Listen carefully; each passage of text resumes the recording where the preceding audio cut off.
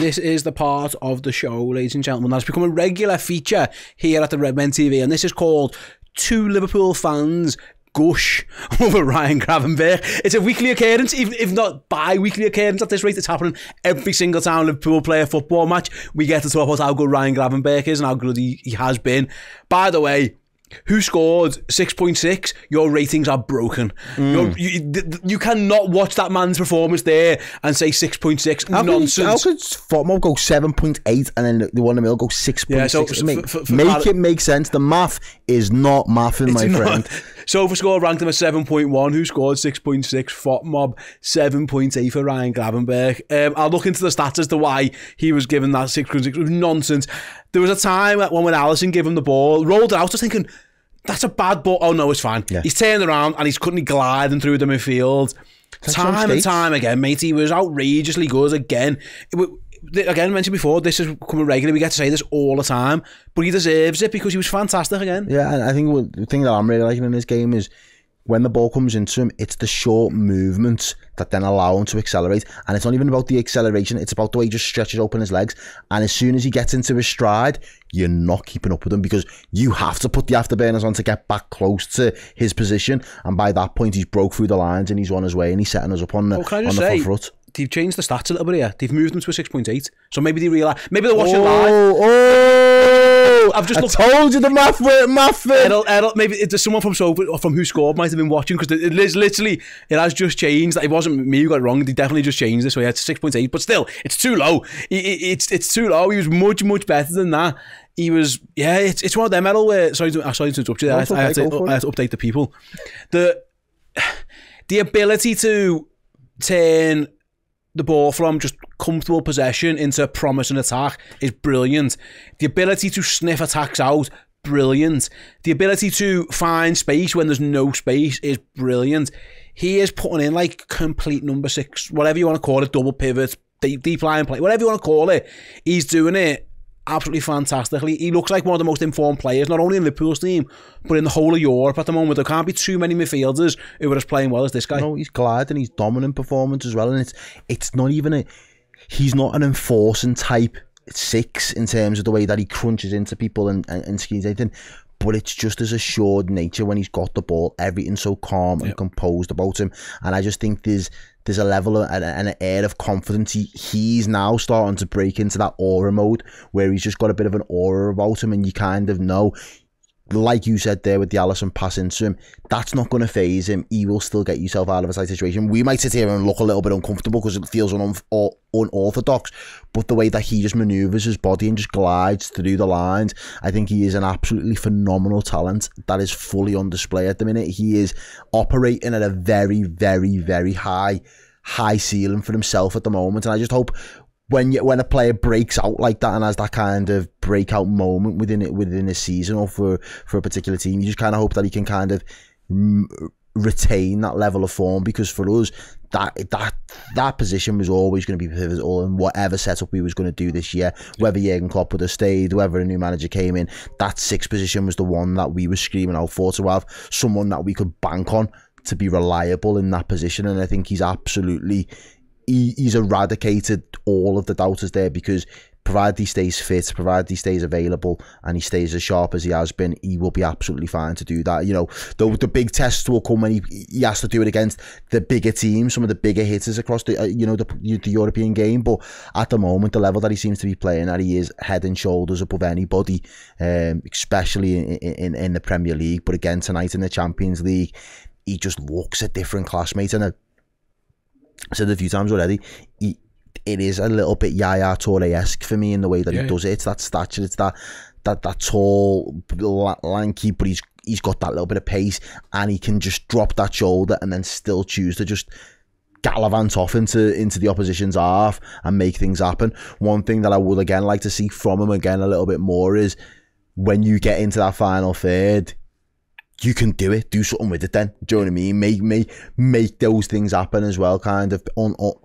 unlock the back door for them. Whatever you need to do, just find a way to do it, because at the moment everything else is absolutely spot on, and you can't really give him much more praise than that, if I'm being honest with you. Yeah, the two stats that stand out for me, he says play 7 successful passes into the final third, which is always fantastic, but he also had 3 out of 4 successful dribbles, so yeah, he was gliding past people, don't get me wrong, 91% pass accuracy.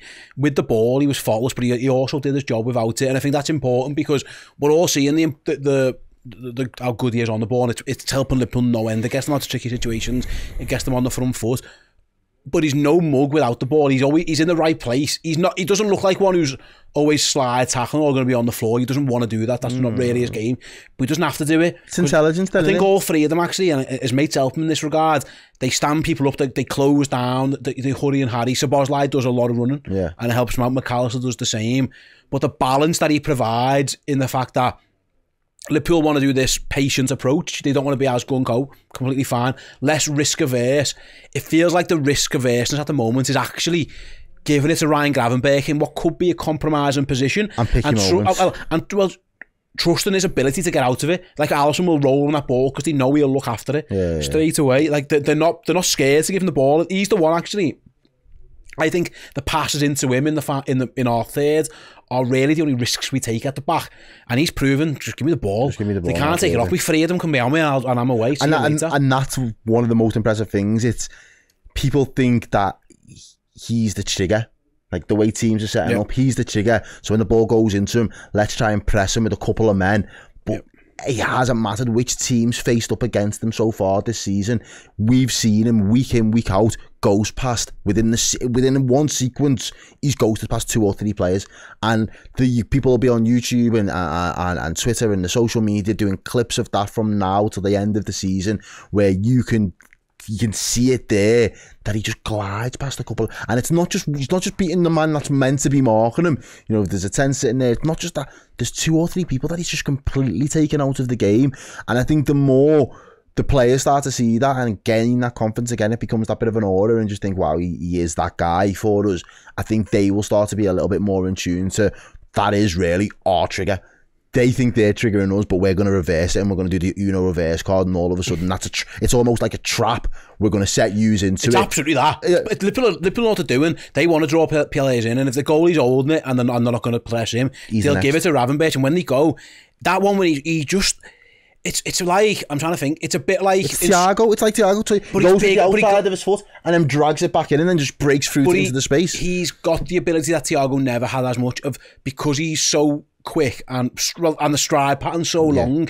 It's a bit like in school when like the year 11s or playing year 8, because they just stride, because he's too strong and too big, and he's just like, before you know, he's away and in the gap. And it's like, I thought it's fantastic. The stats, like say, because of how stats websites work, and there's no goal, there's no assist, it doesn't show up actually. But I went on our social account before, Dan put a tweet out on like who would man of the match, and everyone was saying Ryan Gravenberch, and I was thinking before the show, like, yeah, it feels like I'm on repeat. You could just rinse and repeat this section for pretty much every game this season, whether it's me and you, or it's Paul and Chris, or whoever, and you could say the same things, but he deserves it because he keeps doing the same things and he keeps doing them so well. It's just brilliant to see. And it's his confidence as well. I think that's another big thing as well.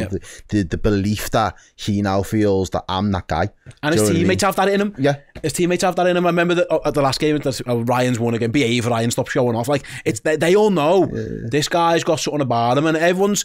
It's mad because we're all trying to find comparisons, because we love comparisons, and you know, we're saying Yaya Toure, or we're saying Thiago. So I heard someone before mention like Busquets. I was like, whoever you want to say, they're all fucking good players. He was getting compared to quality players. Getting compared to good. I actually think skinny Yaya Toure is as close as you're going to get right now, and that's a compliment, because that year when Yaya was dominating Manchester City in the Premier League, he was almost untouchable.